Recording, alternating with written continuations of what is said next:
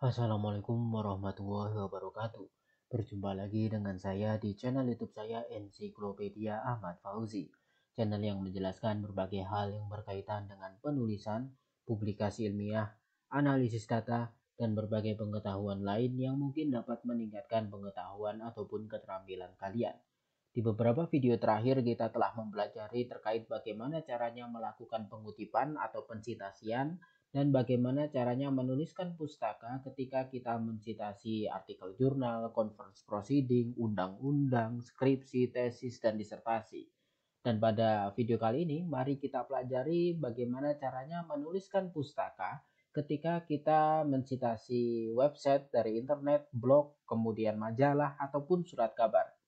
Oke, langsung saja kita mulai. Yang pertama kita pelajari adalah ketika kita ingin menulis pustaka setelah kita mensitasi informasi dari webpage ataupun website. Ketika kita mensitasi webpage atau website, ada beberapa komponen yang perlu kita tuliskan ketika kita menulis pustaka. Yang pertama adalah nama penulis atau author dari artikel di website yang kita citasi. Penulisan author sama dengan ketentuan penulisan penulis di jenis pustaka yang lain. Yang jelas adalah nama penulis dibalik ya.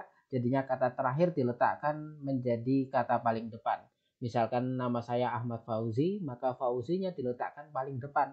Kemudian koma, kemudian kata pertamanya disingkat. Kalau namanya terdiri atas 3 kata, maka kata ketiga ditaruh di depan, kemudian koma, lalu kata pertama dan kedua disingkat. Ini jadinya author, a titik, a titik. Ketika penulisnya lebih dari satu, maka kita menggunakan simbol dan. Bukan tulisan DAN atau AND, tetapi menggunakan simbol ini. Meskipun penulisnya 2, tetap menggunakan tanda koma. Apalagi kalau penulisnya di atas lebih dari 2. Kemudian kalau artikel di dalam website itu ditulis oleh asosiasi, institusi, atau tim penulis tertentu, maka kita cukup tuliskan nama tim penulis, tim asosiasi, atau institusi tersebut. Tidak usah dibalik. Misalkan misalkan ini cuma contoh ya, Perserikatan Bangsa-Bangsa yang menulis seperti itu, penulisnya itu, maka tidak usah kita balik menjadi bangsa, Perserikatan Bangsa atau bangsa, P titik B titik, tetap kita tulis sesuai dengan nama organisasi tersebut, yaitu penulis Perserikatan Bangsa-Bangsa, tidak usah dibalik-balik. Kemudian setelah nama author kita tulis tanggal kapan artikel itu dituliskan atau dipublikasikan. Kalau hanya ada tahun, maka kita cukup tulis tahun, kemudian dikurung lalu tanda titik. Kalau tahun dan bulan, maka kita tuliskan angka tahunnya, kemudian koma, kemudian nama bulannya, kemudian tutup kurung. Kalau ada tanggalnya, setelah bulan dikasih spasi tanpa koma, kita tulis tanggalnya. Kemudian judul artikelnya ditulis miring dan penulisannya sama seperti ketika menyusun kalimat di dalam paragraf. Yang kapital hanyalah huruf pertama dari kata pertama atau huruf-huruf yang memang harus kapital karena kata tersebut merupakan nama atau singkatan atau kata lain yang memang harus diawali oleh huruf kapital. Kemudian nama websitenya. Bila ada websitenya namanya jelas, maka kita perlu menuliskan nama websitenya tanpa dimiringkan. Lalu yang jelas adalah URL, tempat kita memperoleh artikel tersebut. Ini contohnya ya, misalkan ini ada penulis Aframova N, misalkan Nail Afranova gitu ya. Jadinya kita menuliskannya kata terakhirnya terlebih dahulu, kemudian koma, kemudian kata pertamanya disingkat titik. Kemudian kapan artikel itu ditulis? Karena ini kebetulan ada data lengkap ya, tanggal, tahun, bulan ada, maka kita tulisnya seperti ini. Tahun, koma, bulannya, kemudian tanggalnya. Kemudian judul artikelnya dimiringkan seperti yang saya katakan tadi, yang huruf kapital hanyalah huruf pertama dari kata pertama. Kecuali kalau di tengah-tengahnya ada nama, ada singkatan. Kemudian kalau di dalam judul itu di tengah-tengahnya ada tanda tanya, tanda seru, titik dua. Maka setelah tanda-tanda tersebut, kemudian diawali huruf kapital lagi seperti ini contohnya. Kemudian nama websitenya tidak dimiringkan, baru URL-nya. Itu kalau kita mengambil artikel dari website tertentu. Sekarang kalau webpage tidak ada nama websitenya misalkan. Nah ini contohnya ya. Oh ini mohon maaf, ini juga masih website ini ya. Jadinya ini nama penulisnya. Nah ini kan nama orang. Kalau nama orang dibalik. Tetapi kalau ini nama organisasi tidak usah dibalik. Jadinya tetap ya, tidak usah birunya ini dijadikan di depan kemudian koma ini disingkat semua, ditulis sesuai aslinya. Kemudian kalau tidak ada tahunnya, maka kita bisa tulis seperti ini, n titik d titik dikurung kemudian titik. ND itu singkatan dari no date atau tanpa tanggal. Kemudian judul artikelnya dimiringkan, kemudian judul websitenya tidak dimiringkan, ada titik setelah keduanya. Kemudian URL-nya. Misalkan kalau kita mensitasi webpage ya, tidak ada nama websitenya, ya sudah, ini tidak usah ditulis. Jadinya hanya judulnya saja dimiringkan, kemudian URL-nya. Begitu. Kemudian, kalau kita ingin mensitasi artikel dari suatu blogspot, nah, maka penulisannya seperti ini. Hampir sama ya dengan cara penulisan dari website tadi, namun ada sedikit perbedaannya. Terkait nama penulis, peraturannya sama. Kemudian tanggal peraturannya sama. Nah, ini yang membedakan. Judul artikelnya tidak usah miring, tetapi nama blognya yang dimiringkan. Berkebalikan dengan ini tadi. Ini yang dimiringkan judul artikelnya, nama websitenya tidak miring. Sedangkan kalau kita mengambil dari blog, yang dimiringkan adalah nama blognya. Kemudian URL-nya. Ini contohnya. Misalkan ini penulisnya misalkan siapa ya? Mahmudi Klimkowaski misalkan. Maka kita tuliskan Klimkowaski, Mahmudinya disingkat menjadi MTT. Kemudian kapan artikel itu ditulis? Ya, ini tahunnya lengkap ya, ada tahun, kemudian bulan, kemudian tanggal. Kalau hanya tahun ya sudah, yang ini enggak usah ditulis. Kemudian tutup kurung, kemudian titik. Nah, kemudian ini judul artikelnya tidak dimiringkan. Baru blogspotnya, nama blognya yang dimiringkan. Kemudian URL-nya. Sekarang kalau kita mensitasi artikel di majalah.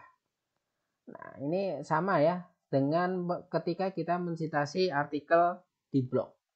Atau lebih tepatnya ini hampir sama persis dengan ketika kita mensitasi artikel dari jurnal ilmiah. Ya, jadinya kita tulis authornya terlebih dahulu, peraturannya sama seperti tadi. Kemudian kapan artikel di majalah tersebut diterbitkan, sama ya, kalau hanya ada tahun ya ditulis tahunnya, kalau ada bulannya juga ditulis, kalau ada tanggalnya juga ditulis. Kemudian judul artikelnya, nah judul artikelnya tidak dimiringkan, sedangkan nama majalahnya dimiringkan, dan majalah biasanya ada volume, nomor, dan halaman ya. Volumenya juga dimiringkan, antara nama majalah dengan volume dipisahkan dengan tanda koma. Kemudian kalau ada nomornya ditulis dan dikurung. Kemudian tanda koma, kemudian halamannya kita tulis. Kalau majalah itu di-online kan, maka URL-nya pun ditulis. Kalau majalah itu tidak di-online kan, maka tidak perlu URL. Nah, ini contohnya ya. Misalkan ini Alessandro Pak misalkan, maka penulisannya Pak, A titik. Kemudian kapan artikel itu diterbitkan, ditulis di sini. Penulisannya seperti ini, tahun, bulan, dan tanggal. Dikurung, kemudian titik. Kemudian judul artikelnya. Judul artikel tidak dimiringkan, sedangkan informasi nama majalahnya baru yang dimiringkan. Lalu diberi tanda titik.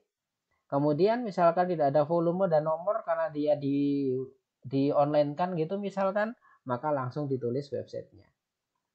Kemudian ini misalkan nama penulisnya WRK ya, ini sudah dibalik WR, K titik, kemudian ini tidak ada tanggalnya, maka kita cukup tulis tahun dan bulan, kemudian dikurung, kemudian titik, lagi-lagi judul artikelnya tidak usah dimiringkan, dan yang kapital hanyalah huruf pertama dari kata pertama.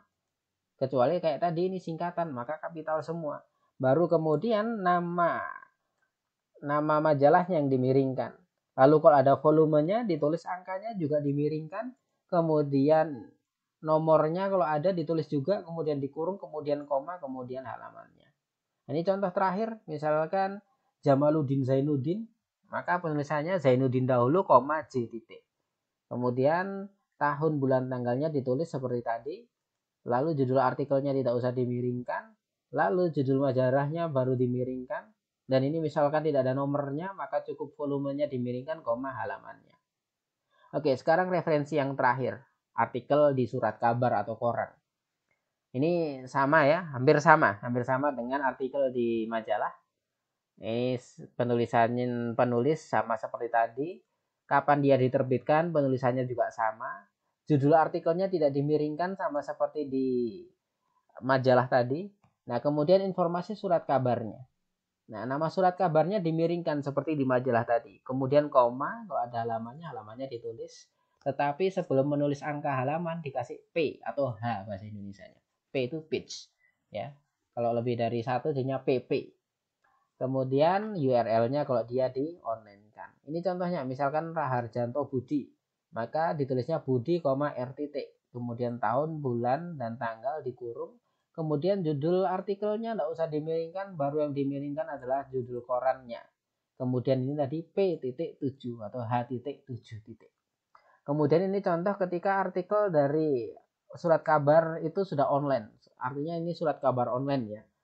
Di kita ada Tribun dan sebagainya itu ya, itu kan juga sudah ada online. Nah, ini contohnya penulisan namanya dibalik, kemudian tahun bulan tanggalnya seperti tadi.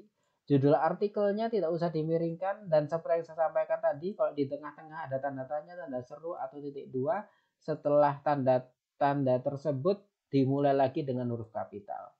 Kemudian nama korannya dimiringkan. Kemudian karena mungkin sudah di online kan tidak ada halaman, maka kita kemudian tuliskan URL-nya. Oke, demikian penjelasan saya terkait bagaimana caranya menuliskan pustaka dari internet, majalah, hingga surat kabar. Terima kasih. Di video-video selanjutnya akan kita bahas caranya menyusun gap analisis, memunculkan novelty ketika kita menyusun artikel ilmiah, dan berbagai informasi lain yang berkaitan dengan publikasi dan penelitian. Assalamualaikum warahmatullahi wabarakatuh.